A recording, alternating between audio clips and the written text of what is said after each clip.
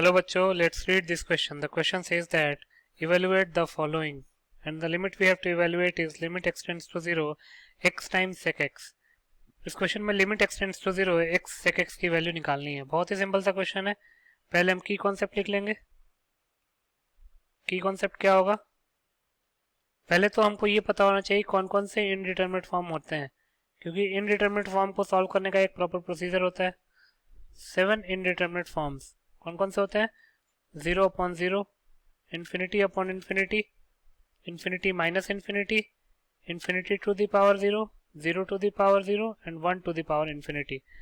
इन case अगर कोई indeterminate form नहीं आया, in case of no indeterminate form, अगर कोई इनडिटरमिनेट फॉर्म नहीं आता है तो उस केस में क्या करेंगे? x जो वेरिएबल है जिस भी वैल्यू को टेंड कर रहा है उस वैल्यू को उस फंक्शन में पुट कर देंगे और जो भी आंसर आएगा वही हमारा फाइनल आंसर हो जाएगा।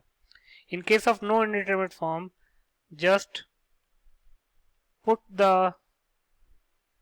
value of the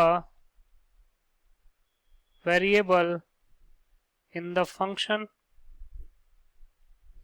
and you will get the answer. आप उसको जस्ट पुट कर दीजिए, उसमें आंसर आपको मिल जाएगा। तो लिख सकते हैं therefore limit x tends to 0 x times sec x। x की वैल्यू 0 पुट करते हैं इसमें, तो ये क्या बनेगा? 0 इंटू सेक 0, सेक 0 की वैल्यू होती है 1, तो 0 इंटू 1 0 हो गया। 0 क्या कोई इनडिटरमिनेट फॉर्म है क्या? या फिर 0 इंटू 1 कोई इनडिटरमिनेट फॉर्म है क्या? क्योंकि अगर x की वैल्यू 0 पुट करेंगे इस फंक्शन में तो ये 0 इंटू 1 बनेगा, और 0 इंटू 1 इन सातों इनडिटरमिनेट फॉर्म में से किसी में नहीं है। तो उस केस में हम करेंगे क्या? x की वैल्यू 0 डायरेक्टली पुट कर देते हैं, तो क्या हो जाएगा? 0 इंटू सेक 0, और सेक 0 होता है 1, तो जगह 0 इंटू 1, आंसर क्या आ गया हमारा? 0। यही हमारा फाइनल आंसर हो जाएगा। तो लिख सकते हैं हेंस 0 इज द रिक्वायर्ड